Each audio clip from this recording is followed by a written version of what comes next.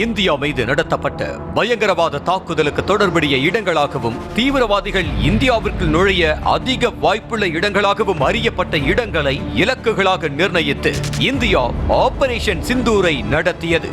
ஜெய்ஷே முஹம்மது, லஷ்கர்-இ-தொய்பா, ஹிஸ்புல் முஜாஹிதீன் உள்ளிட்ட தீவிரவாத அமைப்புகளின் முகாம்கள் அதிகமுள்ள பகுதிகளில் இந்தியா தாக்குதல் நடத்தியது.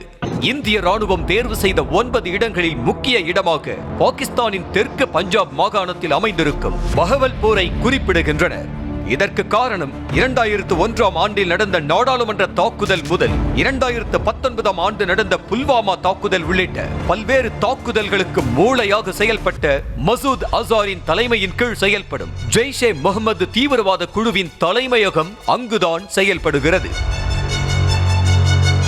இந்திய ராணுவம் நடத்திய தாக்குதலில் பாகிஸ்தானின் பஹவல்பூரில் இயங்கி வரும் ஜெய்ஷே முஹம்மது பயங்கரவாத அமைப்பின் தலைவர் மசூத் அசாரின் வீடு தரைமட்டமாக்கப்பட்டது மட்டுமின்றி அவனது குடும்பத்தினர் இந்த தாக்குதலில் உயிரிழந்துள்ளதாகவும் தகவல் வெளியாகியுள்ளது. கடந்த 1999 டிசம்பர் 24ஆம் தேதி கந்தஹார் IC-814 என்ற இந்தியன் விமானம் 5 பயங்கரவாதிகளால் கடத்தப்பட்டு மசூத் அசார், உமர் ஷேக் மற்றும் முஷ்டாக் முகமது சர்கார் ஆகிய 3 தீவிரவாதிகளை விடுவிக்க வேண்டும் என நிபந்தனை வைத்த பின்பே கந்தஹார் IC-814 விமானம் 154 பயணிகளுடன் பயங்கரவாதிகளிடமிருந்து விடுவிக்கப்பட்டது. 1968இல் பஹவல்பூரில் உள்ள அரசு பள்ளி தலைமை ஆசிரியரின் மகனாக பிறந்த மசூத் அசார் 8ஆம் வகுப்புக்கு பிறகு கராச்சியில் பயின்றுள்ளார்.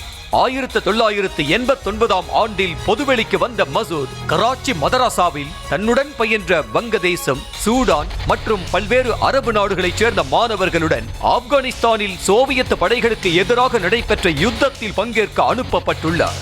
பயங்கரவாதம் மற்றும் நிதியுதவி வழங்கும் நாடுகளுடன் தொடர்புகளை வளர்த்துக் கொண்டு பல்வேறு பயங்கரவாத அமைப்புகளை ஒன்றிணைக்கும் மூளையாக மசூத் அசார் திகழ்ந்தார்.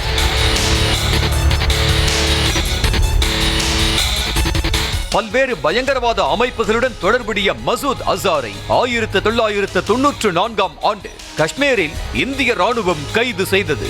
அதைத் தொடர்ந்து மசூத் அசாரிடம் நடத்திய விசாரணையில் பல முக்கிய தகவல்கள் வெளியாகின.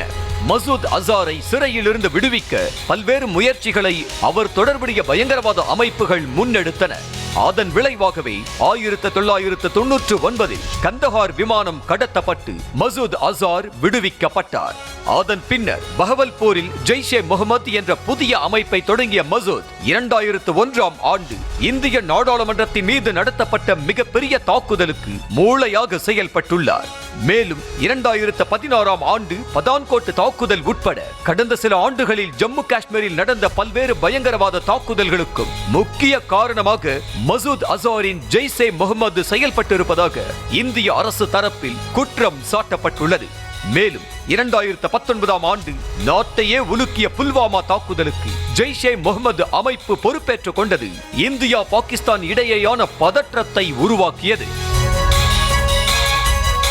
எந்த நிலையில் பாகிஸ்தானில் உள்ள பஹவல்பூர் நகரில் தனது ஜெய்ஷே முஹம்மது அமைப்புக்கென ஒரு கோட்டையையே எழுப்பி பல பிரிவுகளை மசூத் உருவாக்கியுள்ளதாக பல தகவல்கள் இந்திய உளவுத்துறைக்கு கிடைத்ததை அடுத்து மசூத் அசாரின் நடவடிக்கைகளை இந்திய உளவுத்துறையினர் தீவிரமாக கண்காணித்து வந்ததாக தெரிவிக்கப்பட்டிருந்தது.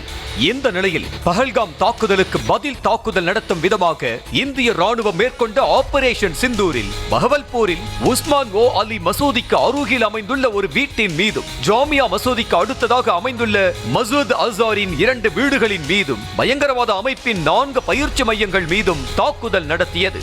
இந்திய ராணுவம் தாக்கிய 2 அமைப்புகளும் ஜெய்ஷே முஹம்மது பயங்கரவாத அமைப்பின் பயிற்சி முகாம்களாக செயல்பட்டு வந்ததாகவும் பல்வேறு உலக நாடுகள் வழங்கிய கோடிக்கணக்கான நிதி உதவியுடன் பல்வேறு அம்சங்களுடன் பயிற்சி மற்றும் அதிநவீன ஆயுத கிடங்குகள் இருந்ததாக இந்திய உளவுத்துறை தரப்பில் தகவல்கள் வெளியாகியுள்ளன. அதன் விளைவாகவே அப்பகுதியை இந்திய ராணுவம் தாக்கியதாக தெரிவிக்கப்பட்டுள்ளது. மேலும் இந்த தாக்குதலில் ஜெய்ஷே முஹம்மது அமைப்பின் தலைவர் மசூத் அசாரின் குடும்பத்தினர் மற்றும் அமைப்பின் முக்கிய நிர்வாகிகள் உட்பட 14 பேர் உயிரிழந்திருப்பதாகவும் இந்திய ராணுவ தரப்பில் தெரிவிக்கப்பட்டுள்ளது.